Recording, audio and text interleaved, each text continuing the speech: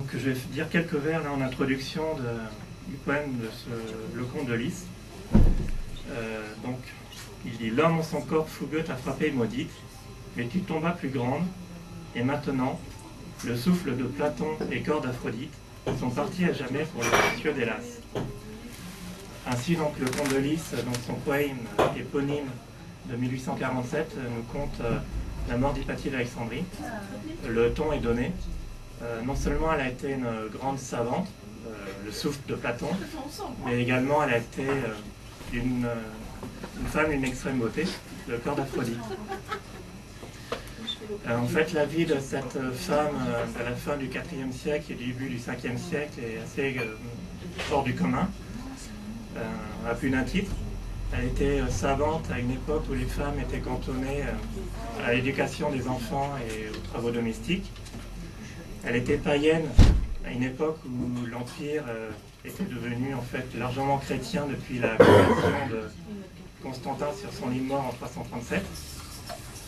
Et elle était également célibataire à une époque où les femmes subissaient la pression sociale du mariage. Et il faut savoir qu'en fait cet état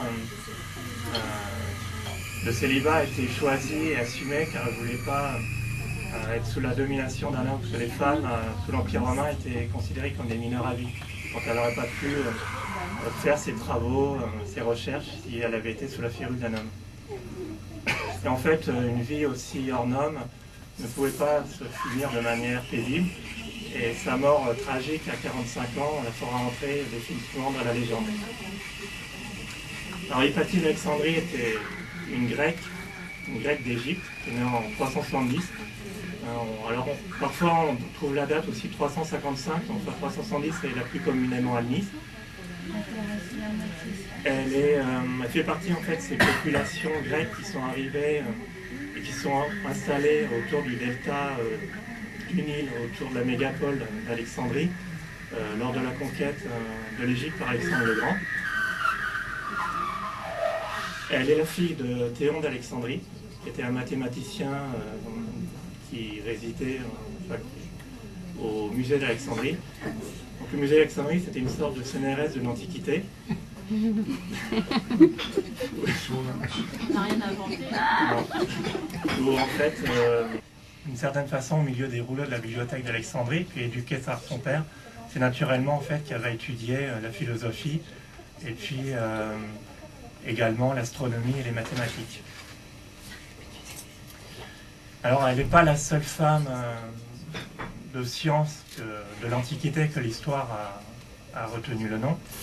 On a notamment le nom de Théano, qui était la femme de Pythagore, qui a repris la direction de son école à sa mort. Il y a Thémista, qui était une disciple d'Épicure, ou encore une astronome, Aglaonis de Thessalie, une femme qui était capable de prédire les éclipses de lune et qui sera considérée par ses semblables, ses contemporains, comme une sorcière. Mais Hypatie va en fait tous les surpasser, car en fait elle ne va pas se cantonner aux seules mathématiques maternelles, et elle va développer ses connaissances, comme je l'ai dit, aussi dans la philosophie, dans les mathématiques. Alors on pense qu'elle a peut-être complété sa formation à Athènes. En tout cas, c'est à la fin du IVe siècle qu'elle fonde sa propre école à Alexandrie. Donc elle est jeune, hein, elle a 20 ans à peu près à ce moment-là. Alors en fait, avant de développer ses activités de femme de science, je vais un petit peu replacer le contexte politique et social dans lequel elle évoluait. Donc dans l'Antiquité tardive, Alexandrie était en fait une mégapole cosmopolite. Et en fait, le foyer le plus prestigieux de la culture, de la partie orientale d'un empire romain qui a été scindé en deux à partir de 395. En effet, s'étendant en fait de l'Angleterre jusqu'aux limites du royaume Parthe en Iran, l'Empire romain était en fait devenu trop vaste pour être gouverné par un centre unique. Donc c'est pour ça que l'empereur Théodose décida qu'à sa mort, l'Empire serait scindé en deux, avec l'Empire repris pour chaque partie par ses deux fils, avec l'Ouest qui aurait pour capitale Rome, qui comprendra la Gaule, l'Italie, l'Espagne, l'Ibérie, c'est ça à l'époque. Et puis l'Orient, avec pour capitale Constantinople, avec donc la Grèce, l'Asie mineure, et puis l'Égypte. Donc Alexandrie et l'ensemble du territoire égyptien sera donc rattaché à l'Empire romain d'Orient. Et dans cette ville, en fait, le musée, qui veut dire en fait le temple d'Imus, avait réussi à survivre en fait à tous les vicissitudes de l'histoire, aux guerres, et puis aussi à la christianisation du pays. Ce qu'il faut savoir qu'en fait, qu'à partir de 391, il y aura en fait une poussée assez violente de la part de certains chrétiens.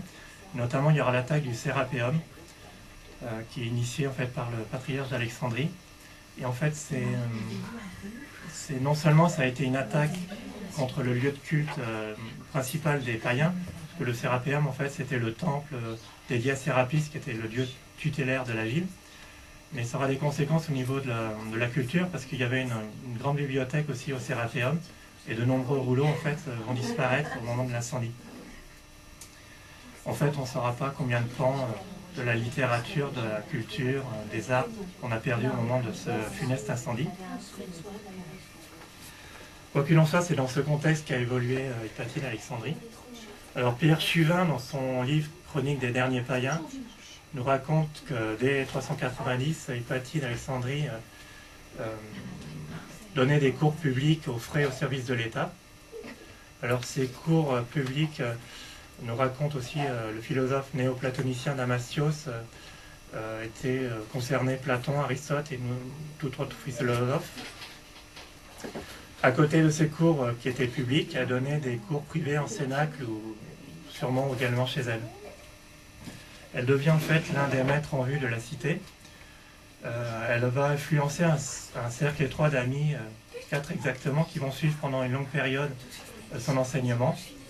Le plus connu d'entre eux, c'est Synisios de Cyrène, qui est d'ailleurs un chrétien qui deviendra plus tard évêque de Ptolémaïs, ce qui prouve que l'enseignement ouvert et tolérant d'Hypatie pouvait attirer à la fois des païens et des chrétiens.